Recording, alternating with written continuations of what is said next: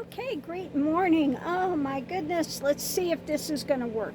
I've got one video uploading from the computer. It's taking forever, of course. So I'm going to try to give this talk on the phone and hopefully it uploads. The four-leggeds have been out this morning already, and I moved to a different place today. I actually am going to get electric. So that will be good. Anyway, today I wanted to give the talk yet again because I lost the whole video yesterday on Zen and about the open eye meditation. So let's just get into it. People think that meditation is always sitting there with your eyes closed. So somebody was saying, can I talk on Zen? They said they sit with their eyes closed and they open it for a second and then close them again to orient and stuff. But really, you can do an open eye meditation, okay? You don't need to sit there with your eyes closed, sitting there. No. You know, the Shakers used to make the Shaker furniture, very, very famous chairs that they would make. And that was part of their spiritual journey, was actually making that furniture. And so when they would work on it, their whole full attention was on making it as perfected as they could. So their 100% attention was on making that chair. Okay, so it's the same thing. You can use this with anything you're doing to enter a meditative state. You have the ones that are the athletes, they get into what's called the zone. The zone is when they are 100% engaged in what they are doing. There is no outside interference. They're not thinking of their grocery list. They're not thinking of what I need to do tomorrow. 100% of their focus is on that feeling of that motion or whatever it is they're doing. Okay? So again, that is a type of meditation. They get into a meditative state, into the zone. Okay? So you can do this with anything. Anything. And this is one thing, again, that I give my students, you know, to be in the moment. How to be in the moment. People think in the moment, oh, if I'm focused on the past, I'm really focused on the past, I'm in the moment because I'm sticking with it. No, that's not being in the moment, okay? Being in the moment means being here, where you're at now. You can't live in the past and you can't live in the future. The only place you can live is in this moment. Okay, so don't lose this moment by regurgitating things of the past or, you know, your what ifs or if onlys and the pity cycle that one gets into. That's not going to aid you to live now. So if your mind starts wandering, you're in the past, you're projecting the future, catch yourself and bring yourself back to this moment, okay? If you're having a knee-jerk reaction to something and the adrenaline's rushing, okay? And that's, if you look at anger, you look at fear, you look at any of these things, you'll see it's a rush of adrenaline, okay? You're in the adrenaline junkie mode, okay? So when you see that happening, stop yourself, take some breaths, let your breath calm, let it begin to slow. If you're breathing from the upper chest, it means that you're hyperventilating. You're okay, so make sure it comes from the diaphragm. Let your body relax, okay? Let the adrenaline pass and bring yourself back to the moment. You can say to yourself when you get off on this jaunt, the only thing that's happening is, and if I were off on a bender now, I would say the only thing that's happening is I'm sitting here giving a talk. That's it. Nothing else that you've got going drama-wise is happening, okay? That's a fantasy. That's your soap opera. That's whatever it is that you've got, you know, that you are got your mind wrapped around that just keeps playing like a hamster wheel. Get off the hamster wheel, okay? Get off the hamster wheel. So bring yourself back to the moment. The only thing that's happening is, okay? And if you got yourself in a big cycle, do something physical, okay? Do something physical to break that cycle if you're in this big mental spin, okay? Do something physical to stop that cycle. And then put your full attention on what it is you're doing. Now, you can do this going out for a walk. You can do it sitting out in the woods. Sit out in the woods, smell the fragrance, feel the energy of it. What does green feel like? Okay, if you're out there, you're in the trees, get the oxygen, okay? Look at the colors, really absorb the color, okay? Have you ever really looked at a color and absorbed it?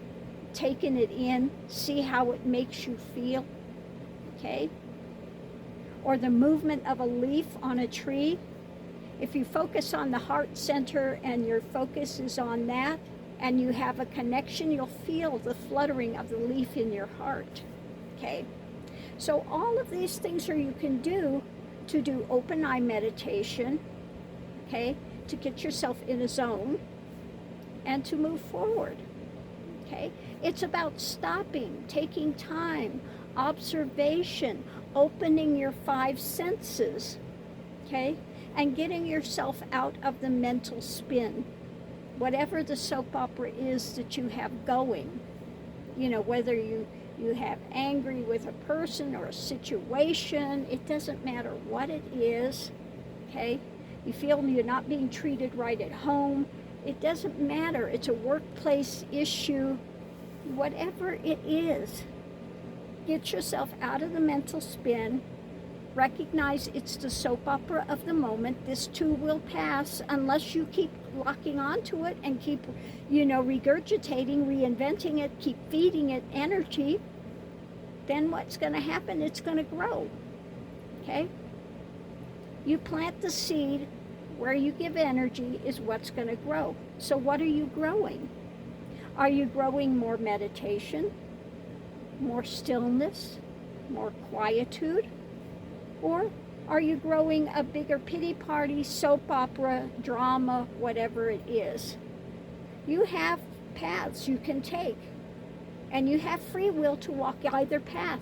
You can either walk the path of serenity, or you can walk the path of drama, okay? Up to you, okay? It's up to you what path you decide to walk, what door you open. If you open one door, it's going to close off some avenues and open other avenues. So what is the journey you want to take, okay? What is the journey you want to take? Up to you.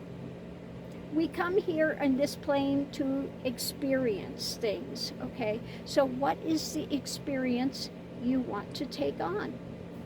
It doesn't mean that every experience is always going to be pleasant, but every dark cloud has a silver lining if you look for it, if you're willing to see it, okay? If you're willing to back out of the drama for enough time that you can observe and look at it realistically, okay? So again, it doesn't matter if you're doing art, you're fully engaged in it, whether you're going to cook something, and this is something in the Zen life, the cook is very important. Now, when you have a cook that's in a Zen monastery and they're doing the cooking, their full attention is supposed to be on the cooking and love and generating that and allowing that peace and calm and love to be within their cooking, okay? 100% of their attention is supposed to be on the cooking.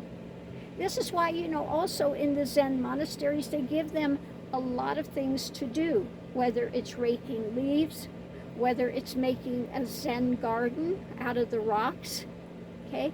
And they're doing the raking and they're making, the flow of that energy, or whether they are a neophyte and they're in there cleaning the floors and just making them shine, okay? They give them these things to do because, again, it's an open eye meditation. It's a way to keep your focus, okay? You keep bringing yourself back to the moment.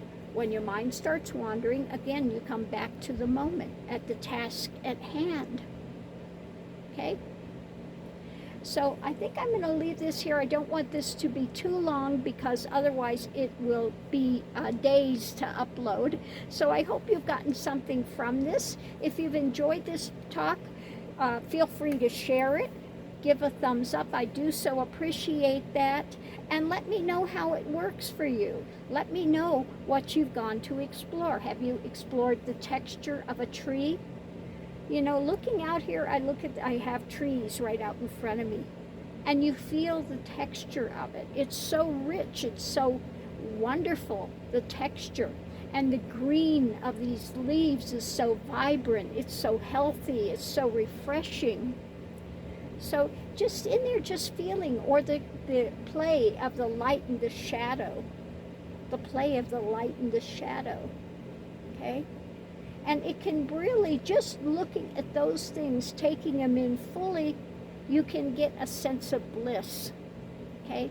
So if you do these things correctly, in a while, the heart will open. When the heart expands, then you get this bliss. You get this bliss feeling. The more you can focus in the heart center and see it through the heart center, not the third eye, not this, we're not astrally projecting, we're not getting into that stuff. From the heart. Literally, your focus should be in the heart.